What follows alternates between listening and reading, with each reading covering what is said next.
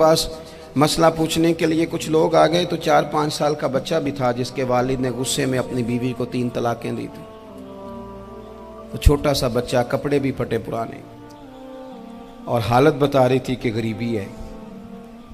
तो जब मैंने मसला बताया कि 3 तलाकें हो गई हैं तो वापस जाने लगे, तो बच्चा मुझसे कहता है, देहाती आदमी तो कहने लगा, मौलवी साहब मेरी अम्मा ते नानी कहनी असन पूछ के आई आप कि हुण असीं लहदा लहदा ही रहना है।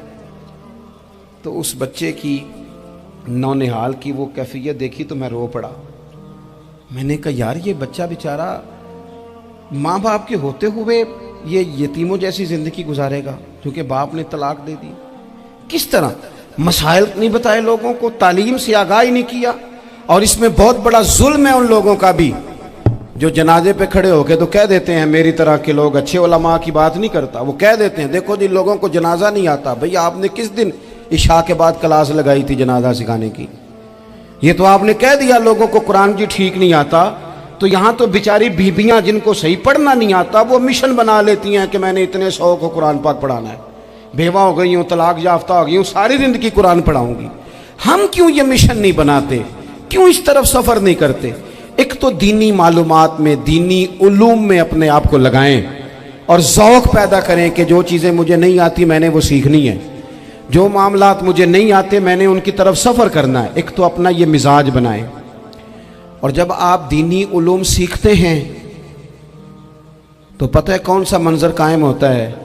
मंजर वो बनता है कि हज़रत अबू हुरैरा भी दीन सीखा करते थे, हज़रत अब्दुल्ला इब्न उमर भी असहाबे सुफ़ा में रहा करते थे, हज़रत अनस बिन मालिक भी रहा करते थे।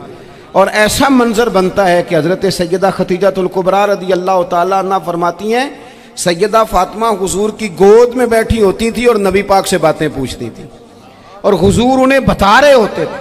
सैयदा आयशा हुजूर से दीन की बातें पूछती। चौथा हिस्सा हमारी फ़िक़्ह के उसूल हज़रत फातिमा की, हज़रत आयशा सिद्दीक़ा की मरवियात पर मबनी है। अगर हमारी बच्चियां छोड़ दें डाइजेस्ट पढ़ना, छोड़ दें इधर उधर की मूवी देखना और वो किताबों सुन्नत पर आ जाएं तो बहुत सारे मसाइल ऐसे हैं जो उलझने से पहले ही सुलझे हुए हों। दीनी तालीम का मिजाज और ज़ौक़।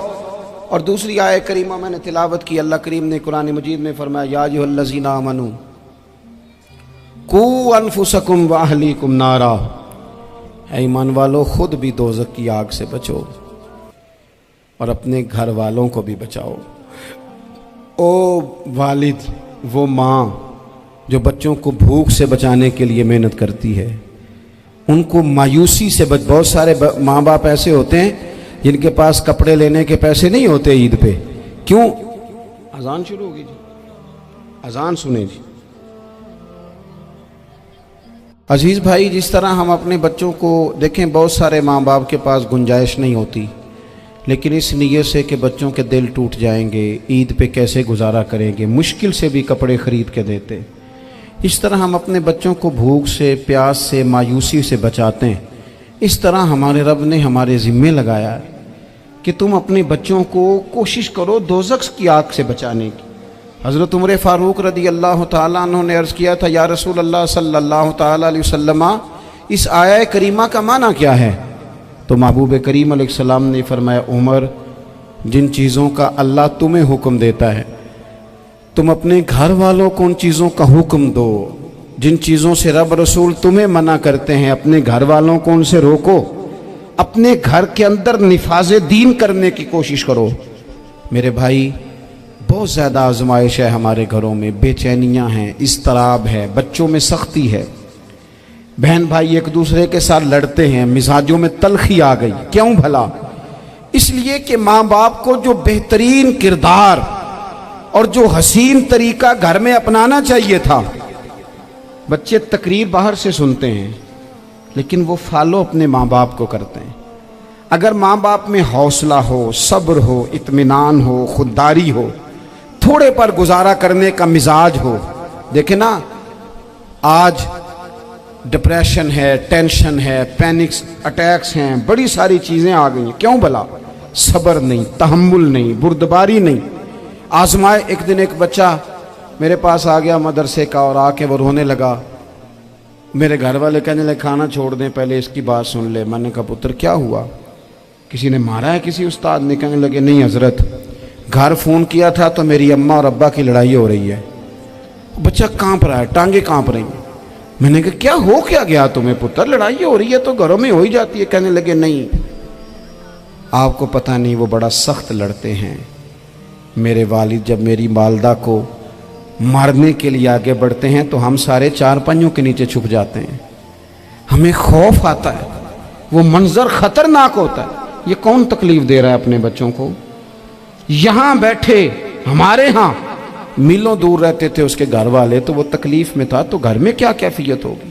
اگر حوصلہ ہو, صبر ہو, قناعت ہو, اللہ کے دیے ہوئے تھوڑے رزق پر ہمیں راضی رہنا آتا ہو, ہمارے گھروں میں سکون آئے, اطمینان آئے. ہم جو زندگی بڑی خوشی خوشی گزار سکتے ہیں, ہمارے مزاجوں کا لالچ, ہماری طبیعتوں کی بے راہ روی, ہماری جھوٹی انا کا بت, ان ساری چیزوں کو ختم کر دیتا ہے.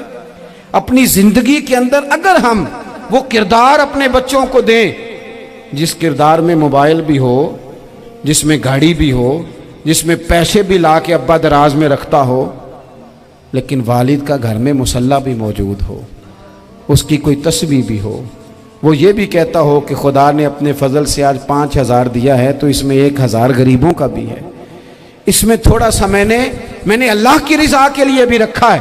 اگر کوئی مشکل آ جائے تو وہ باپ اور ماں کو صبر کرتا ہوا دیکھتے ہوں. اگر ایک باپ کر بات کرے تو دوسرا برداشت کرتا ہو. خدا را اپنی اولادوں کو اس اذیت کا شکار نہ کرو. اپنے گھروں کے اندر وہ خودداری, وہ پیار, وہ وقار, وہ محبت, وہ انداز. آپ تھکے ہوئے ہیں کوئی شک نہیں, آپ بہت سارے مسائل کا باہر شکار ہوں گے کوئی شک نہیں, لیکن آپ باہر سے تھک کے آئے ہیں. اور اگر آپ باہر اپنی فیکٹری کے مالک ہیں اور دفتر کے بڑے ہیں تو گھر میں بھی تو آپ بڑے ہیں نا. آپ کی ماں بھی تو انتظار کر رہی ہے, اس نے بھی تو دکھڑا سنانا ہے نا آپ کو. آپ یہ دیکھیے کہ آپ کے بچے بھی تو انتظار کر رہے ہیں, وہ چاہتے ہیں کہ ابا آ کے بیٹھیں تو ہم ان کے سینے پہ چڑھ کے تھوڑا کھیلیں. آپ کی اہلیہ منتظر ہیں. کچھ باتیں بیوی کسی اور سے نہیں کہہ سکتی, صرف اپنے شوہر سے کہتی ہے, لیکن وہ تو آتے ہی جلال میں آ گئے صاحب. وہ کہنے لگے تو بڑی نالائق ہے, میں تھکا ماندہ آیا ہوں اور تو نے مجھے کہانی سنا دی ہے. وہ اس خاتون سے شدت کے ساتھ پیش آنے لگے. میرے رسول پاک کی حیات نور کو دیکھو, حضرت ام ایمن حضور کی رضائی والدہ ہیں, ان کی بھی خدمت ہو رہی ہے. حضرت حلیمہ سعدی آ رہی ہیں تو خدمت ہو رہی ہے. حضرت عباس حضور کے چچا ہیں تو کریم فرماتے ہیں میرے چچا ہیں باپ کی جگہ پہ. حضور دوست احباب صحابہ غلاموں سب کے ساتھ پیار کر رہے ہیں. 9 ازواج مطہرات ہیں گھر کے اندر, اور کیفیت یہ ہے کہ حضور صرف ان کی ضرورتوں کا ہی خیال نہیں کرتے, خواہشات کا ہی خیال نہیں کرتے, بلکہ میرے کریم کا طریقہ یہ ہے کہ کوئی بندہ آج بول کیا رہا ہے, وہ کہاں کھڑا ہے آج, اس کے جملے کس طرح کے ہیں, اس کا لہجہ کس طرح کا ہو گیا ہے اور اسے ٹھیک کیسے کرنا ہے. محبوب اس کا خیال فرماتے, توجہ کرتے. میں کہتا ہوں کہ ہم سب کو شوق آیا ہے آرام کرنے کا. میں صبح 11 بجے سے پہلے اپنے گھر سے نکل آیا تھا, اور یہ وقت آ گیا ہے اور رات کو خدا جانے کس وقت گھر پہنچنا ہے. کئی دفعہ کیفیت یہ ہوتی ہے کہ گاڑی سے اترتے ہیں تو پھر دل کرتا ہے کہ کوئی اٹھا کے چلائے نہ کبھی. اس کے باوجود بہت سارے لوگ ناراض رہتے ہیں کہ ہم سے مل کے نہیں گئے, فوٹو نہیں کھنچوا کے گئے, فلانی جگہ چائے نہیں پی کے گئے. یہ تسلسل ہے. لیکن میں جتنا مرضی تھکا ماندہ گھر جاؤں گا نا, کبھی ایسا نہیں ہوا کہ میں گھر جاؤں تو بڑی ٹینشن میں جاؤں. میری گھر والی ایک دن مجھ سے کہنے لگی آپ نے کبھی نہیں کہا کہ میں تھکا ہوا آیا. بندہ تھک بھی تو جاتا ہی ہے نا, کبھی کہاں کرے نا. میں نے اسے کہا پتہ کیوں نہیں کہتا, اس لیے نہیں کہتا کہ میں نہیں چاہتا کہ میرے بچے یہ کہیں کہ ہم نے دین نہیں پڑھنا, ہمارا باپ تو بڑی مشکل میں ہے. ہم اپنے کام کے بارے میں اپنے گھر میں شکوے کرتے ہیں. آپ کسی بچے سے پوچھ لیں کون سا کام کرنا ہے, کہ جڑا ابا جی کر دے رہے ہیں وہ نہیں کرنا. کیوں کہ ابا جی ہر روز تو کہتے ہیں میں بڑا الجھ گیا ہوں, یہ کام بڑا مشکل ہے. میں چاہتا ہوں کہ میں اپنے بچوں کو یہ بتاؤں کہ پتر میں تو جدھر جاتا ہوں پھول ہی پھول ہیں. میں تو جدھر سے گزرتا ہوں محبت ہی محبت ہے، میں تو جدھر سے دیکھتا ہوں دعائیں ہی ملتی ہیں، تاکہ ان کا شوق پیدا ہو۔ میرے عزیز، آپ تھوڑا سا دل بڑا کریں۔